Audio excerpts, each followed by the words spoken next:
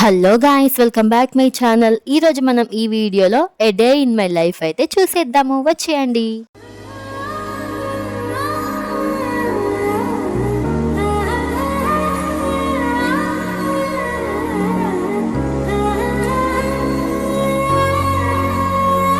సాధారణంగా మనం ప్రతిరోజు చేసే పనులలో కొన్ని పనులు అయితే రొటీన్గా ఉంటాయి, కానీ కొన్ని పనులు మాత్రం కొత్తగా యాడ్ అవుతూ ఉంటాయి. అలా అని చెప్పేసి ప్రతిరోజు ఒకేలాగే ఉంటుందా అంటే అస్సలు కాదు. ఒక్కో రోజు ఒక్కోలాగా ఉంటుంది.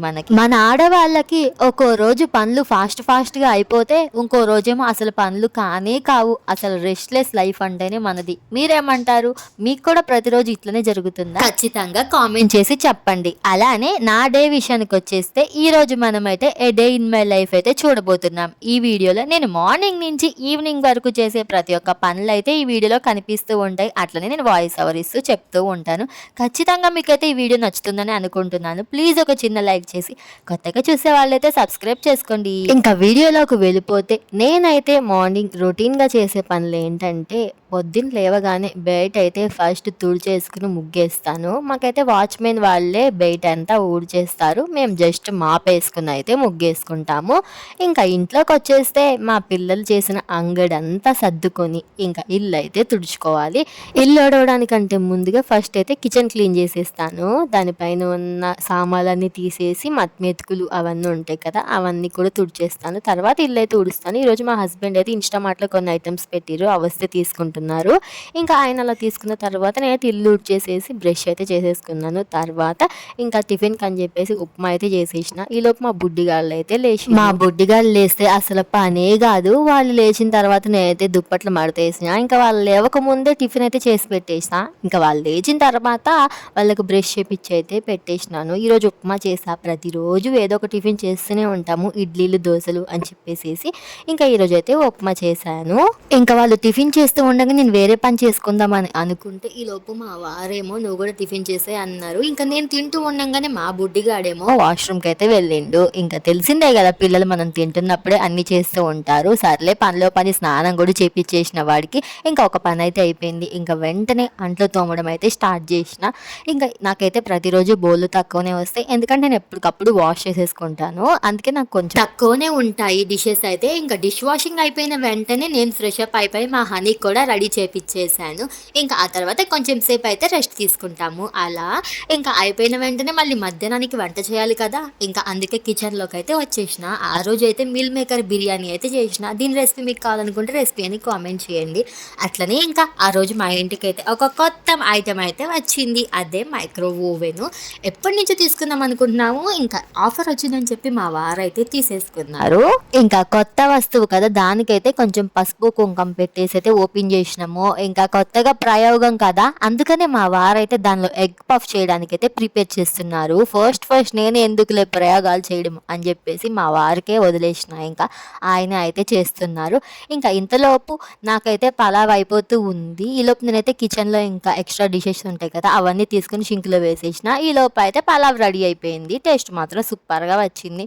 ఇంకా మధ్యాహ్నం అయితే లంచ్ అయితే చేసేసినాము. మేము తిని మా బుడ్డిగాళ్ళకి తినిపించిన తర్వాత కొంతసేపు అయితే పడుకోబెడతాను. మా బుడ్డోడు అయితే పడుకుంటాడు. మా హనీ అయితే ఎప్పుడు ఆడుతూ ఉంటుంది, ఎప్పుడన్నా పడుకుంటుంది.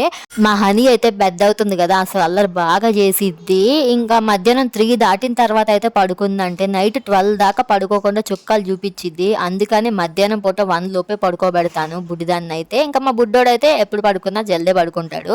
ఇంకా అలా వాళ్ళని కొంచెంసేపు పడుకోబెట్టిన తర్వాత నేనైతే ఇంకా రీల్స్ షూట్ చేసుకోవడం కానీ ఎడిటింగ్ పనులు కానీ ఈ టైంలోనే చేసుకుంటా ఉంటాను. ఇంకా వెనకాల చూపిస్తున్నాను కదా వాల్ పేపరు, ఇంకా అదైతే మా బుడ్డో లోడ్ బీకేశారు. ఇంకొంచెం ఏమో గోడకి చెమ్మ పట్టి ఊడిపోయింది. ఇంకా ఇల్లు కట్టుకునే వాళ్ళకి నేనైతే ఒక సజెషన్ ఇస్తాను, మీరైతే వాల్ పేపర్లు అస్సలు వేపించుకోకండి. వేసేటోళ్ళు చెప్తారు వాల్ పేపర్ బాగుంటుందని, కాకపోతే గోడలకి చెమ్మలు వచ్చిన తర్వాత వాల్ పేపర్ ఊడిపోయి మొత్తం డర్టీ అయిపోతుంది. అస్సలు వేపించుకోకండి, మనీ అయితే వేస్ట్. ఇంకా ఇక్కడైతే వాషింగ్ మిషన్ లో బట్టలు వేద్దాం వెనకాల వేసిరపో అంటే మా హనీ అయితే తీసుకెళ్ళి వేస్తుంది. ఎంత అల్లరి చేసిద్దో అంత కొంచెం హెల్ప్ అయితే చేస్తుంది. మరీ అంత పెద్ద హెల్ప్లు అయితే కాదు, ఇట్లా చిన్నవి. ఎంతైనా ఆడపిల్ల ఉండడం అదృష్టం కదా. ఆడపిల్ల ఉంటే మన ఆడవాళ్ళకి చేదోడు వాదోడుగా ఉంటుంది. ఏమైనా సరే ఆడపిల్ల పిల్ల అనేది ఒక ఎమోషన్. మన బాధ్యతలన్నీ తను తెలుసుకొని పెరుగుతూ ఉంటుంది.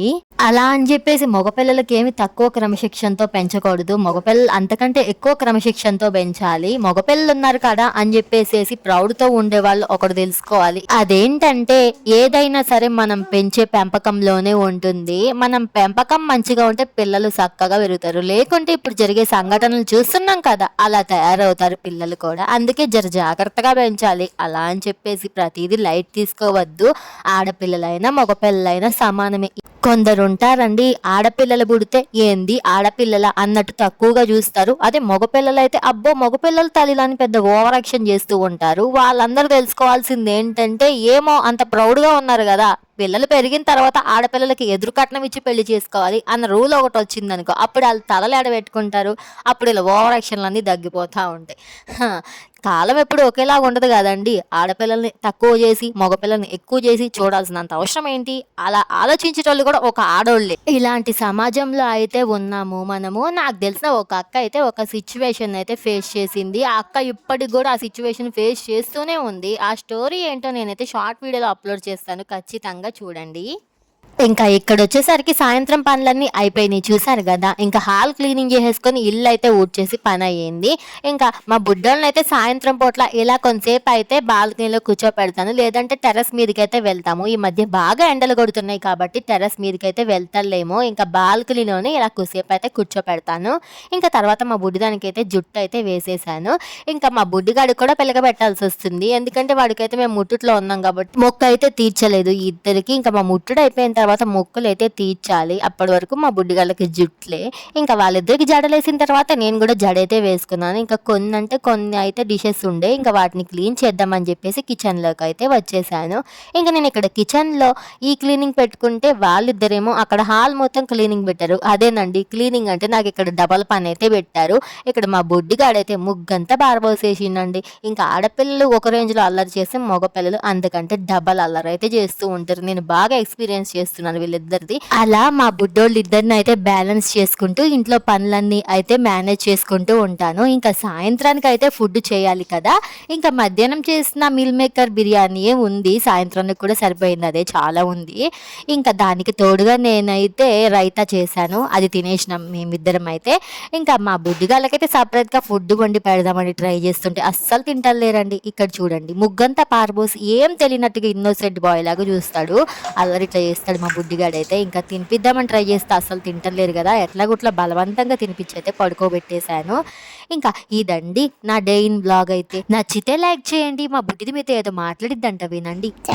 చేసుకోండి.